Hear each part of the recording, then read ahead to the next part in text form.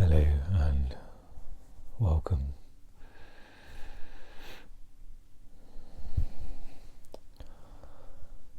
It's been a long while since I last recorded. But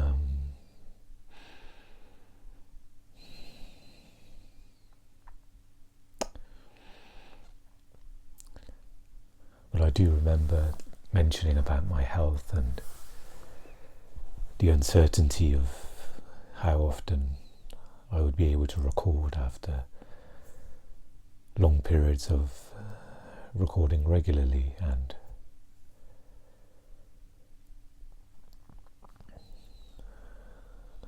working our way through the book Karma by Sadhguru, which I have with me here. And I'm not sure if this will be a one-off recording or more videos will come. We'll have to see. Even recording today is a little bit spontaneous.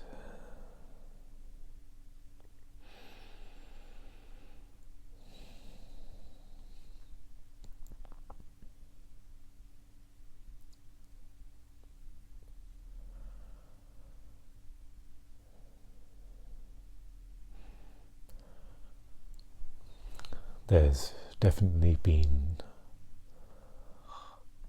a stronger intensity to be present.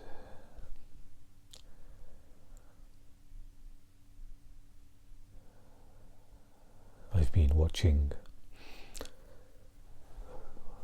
more sort of non-dual or spiritual videos as of late, either listening to Ram Dass's podcast when I walk. It's often what I like to do, and I've been watching, I went for a time of watching Eckhart's Omega retreat videos, watching those, and more recently watching a lot of Rupert Spira's videos and meditations. And it's been a watching, not so much to resolve a question or gain understanding. For me, it's just being in that, I guess what you can call community or sangha, and absorbing that energy, deepening in the pointers being shared.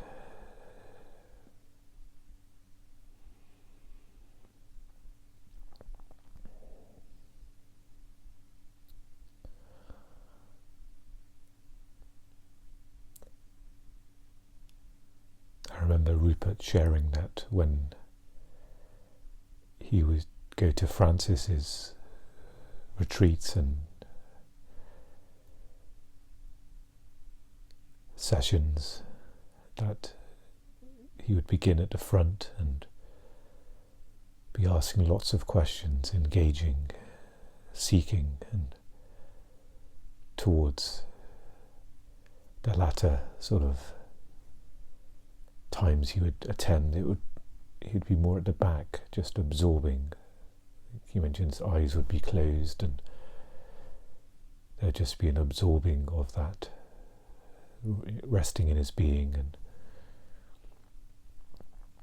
so in watching the videos, it's been that sort of energy of sort of resting and absorbing in that.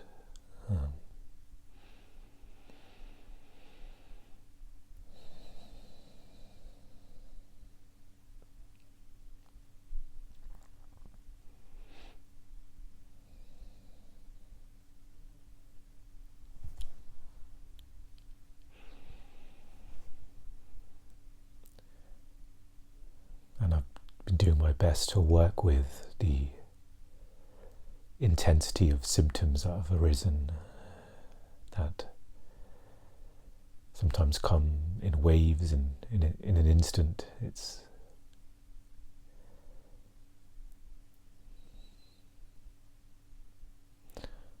And it's been a noticing of times when it isn't, or seemingly isn't possible to be present, that I'm constantly being swept away by thoughts, and it's been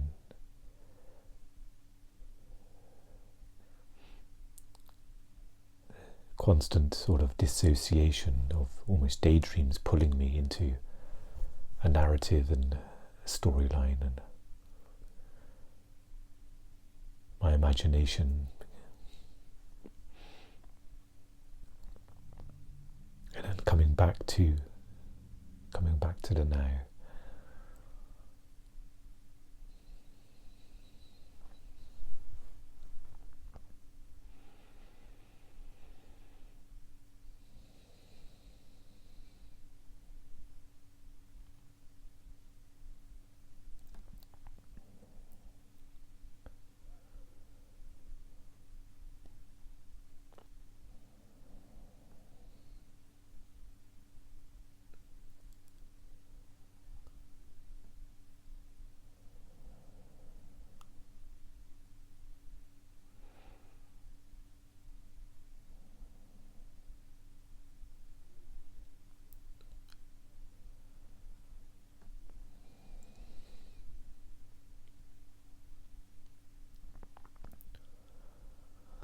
So again, just a subtle reminder that you're not waiting for something interesting to be said, or you're not waiting for the next thing to be said.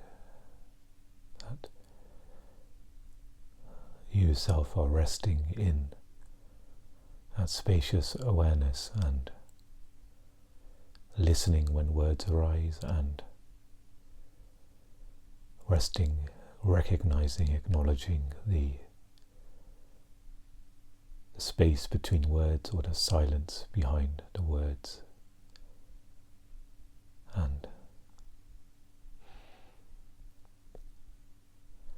that the whatever is said is not covering up the space. It's not taking you into mind in that dense sort of way that covers up that light awareness that's there in the background.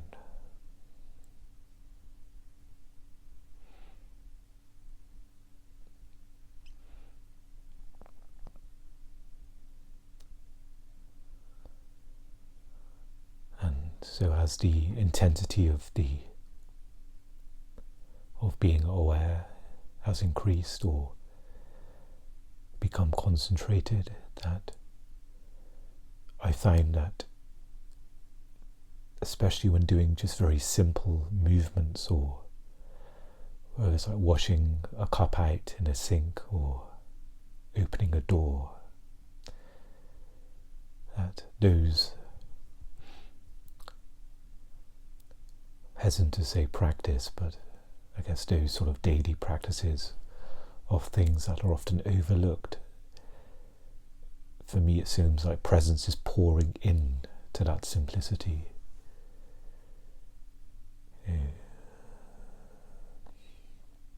Whereas picking up my phone, or putting on my coat, putting on my shoes, there's often a calling to don't overlook this simplicity.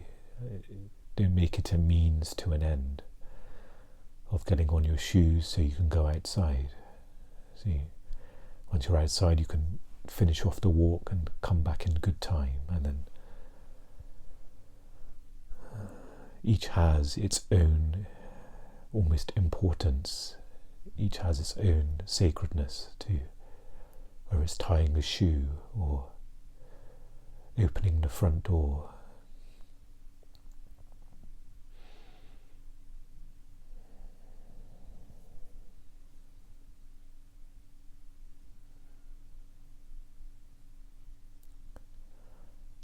there's almost a sense that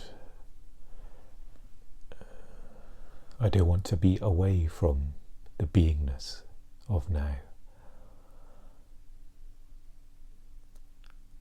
Just like if there's, it's not a great example, but if there's an enjoyable experience, watching something, or you want to kind of absorb it fully, you don't want to be away from it, or if you hit the pause button and you go to the kitchen, you want to kind of hurry back and press play and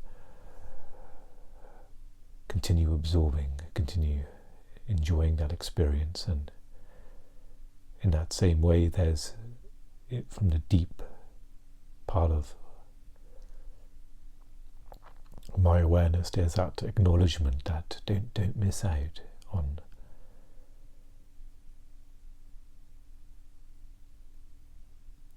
being aware.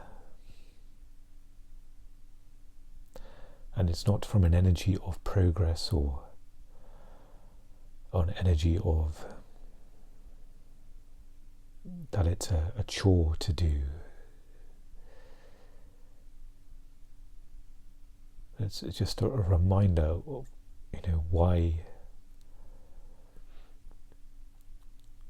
not be in your natural state.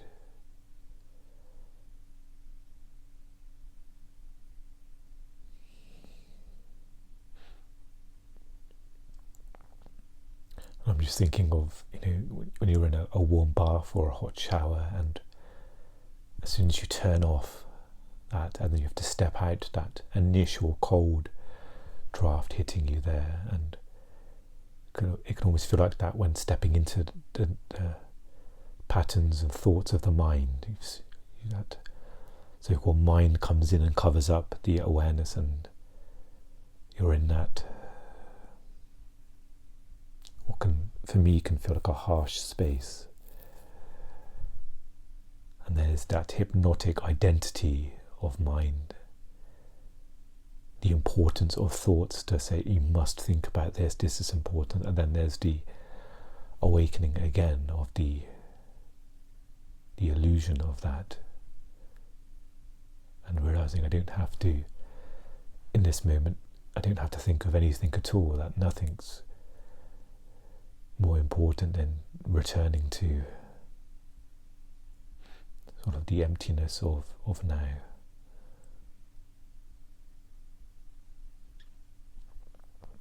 And again, it's working with that mechanical habit of the mind, constantly identifying, constantly pulling you out. And it's working just with that simplicity. Just a movement of mind covering up awareness, covering up being, and then returning to that awareness. And of course, in that process, there may be many variances there where it may take longer to return to awareness, or then you may notice it be happening shorter. And you may even just become aware of almost like a mechanical movement where the mind latches on, identifies, becomes personal again, and then there's that little me and my life, and then suddenly you're out of it into the vast space, almost like waking up from a bad dream, and then you're back in that dream again. So in regards to my health and the layer, I guess, of symptoms of mental health, I may record a separate video. I have another channel where I upload sort of content, sort of almost a diary entry of my mental health. And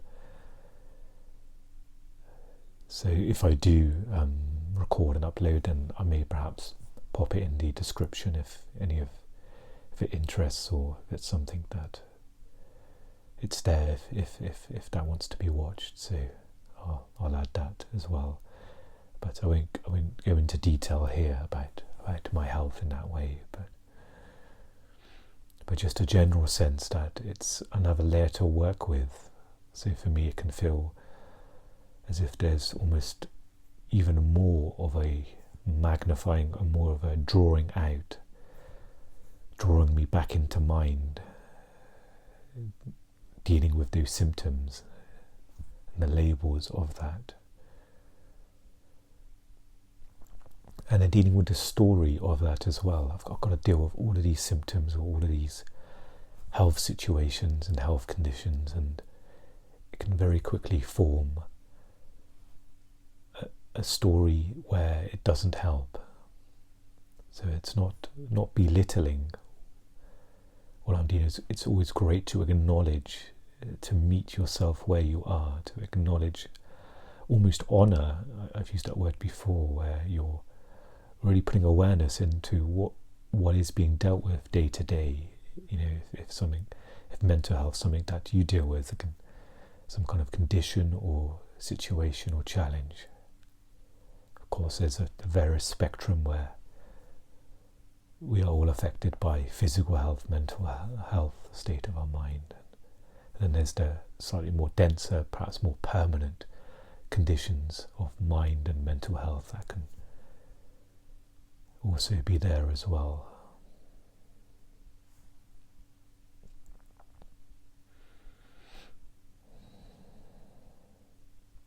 So just staying with that mechanism of the mind that clicks in and covers up and identifies, and working with that. I was listening to an audio from Mooji actually when I was walking yesterday. I think I must have one of the very few days I didn't listen to Ram Dass's podcast, but he was emphasizing to sort of swallow and digest the pointer he was giving there. He was saying it's too easy sometimes to intellectualize something. Okay, I've got that. What's next? Okay, I understand we can identify with mind. Great, I can put a line through that. And okay, what's next? Whatever. What else have you got? When truly that pointer has not been fully digested and worked with. And sometimes a pointer, you can just, that's all that's needed for, you know, whether it's days or weeks, just that understanding and working with that, versus collecting more so-called wisdom and pointers and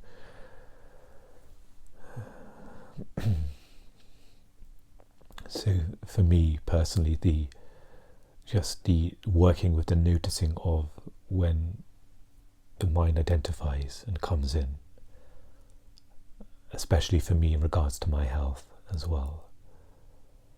So again, it's honouring that, being holding space for whatever symptoms are arising right now and working with it. And some moments I'm completely almost disabled in that way. There's nothing that there is for me to do, and there is accepting now. Okay, so not accepting the condition in that way, but accepting the symptoms of what's arising now,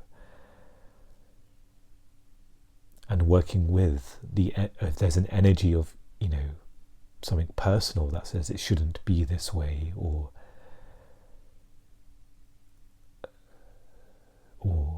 life shouldn't be this hard.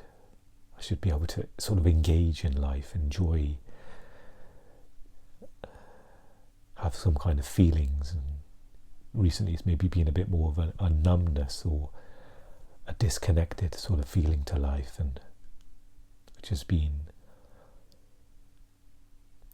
difficult to accept in that moment.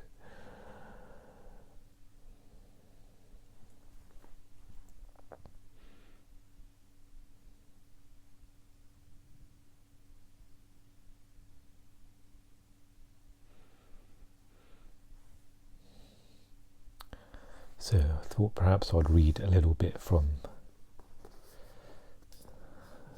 where we left off so long ago. I guess the great thing about sort of books and on talking about the non-duality or spiritual realm, that often any portion of the book can serve, and it doesn't rely too much on previous narratives. Perhaps this book is maybe slightly less so, where it's good obviously to have a continuous framework of the deep subject of karma, but hopefully whatever I'm reading, it can have its own understanding, and it could stand alone, I guess. What I'm saying is, and give us some wisdom.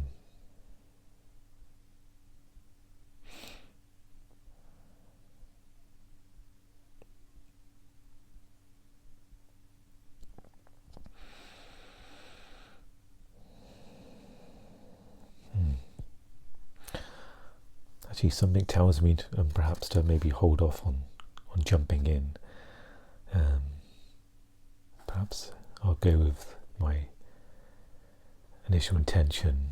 I just read the first little bit, and it felt like it was diving into something that was perhaps needs a bit more of a rounded explanation before reading. So maybe if there another time might be better. And just looking for my phone and then realizing that I'm recording on my phone, so perhaps it's okay not to.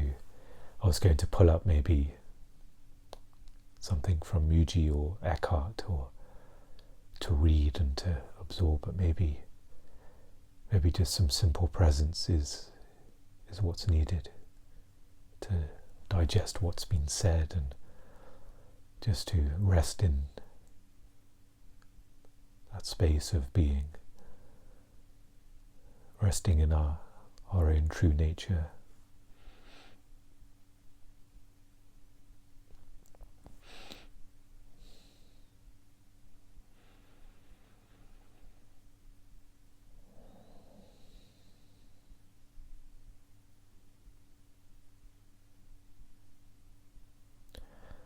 And maybe as you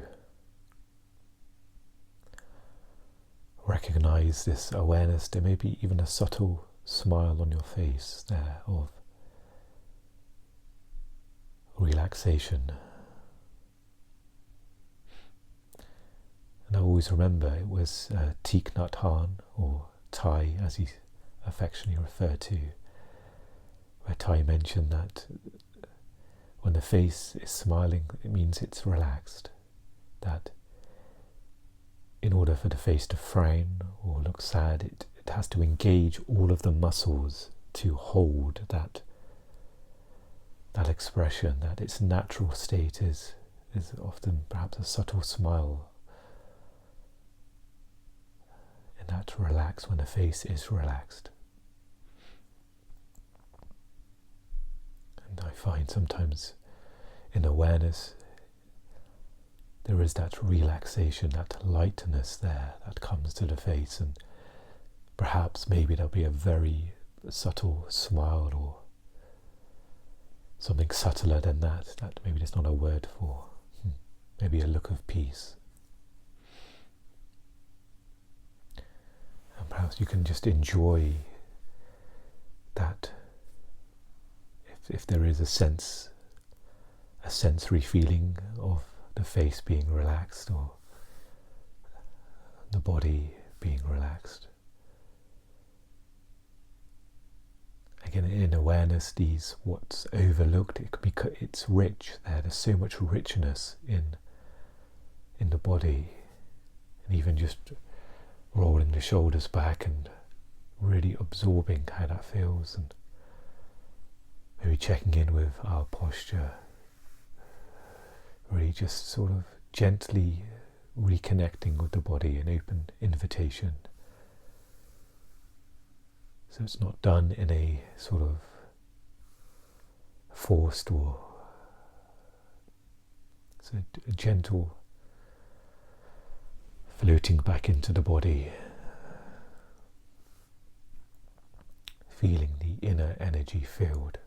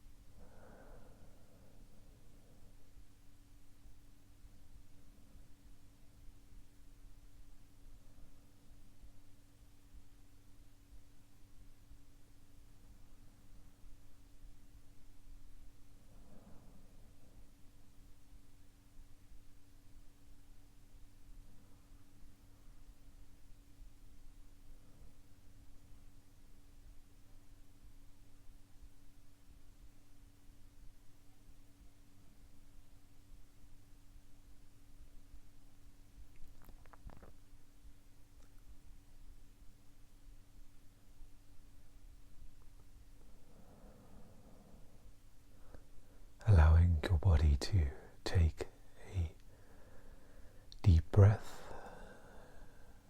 using the diaphragm, cleansing the body with the breath.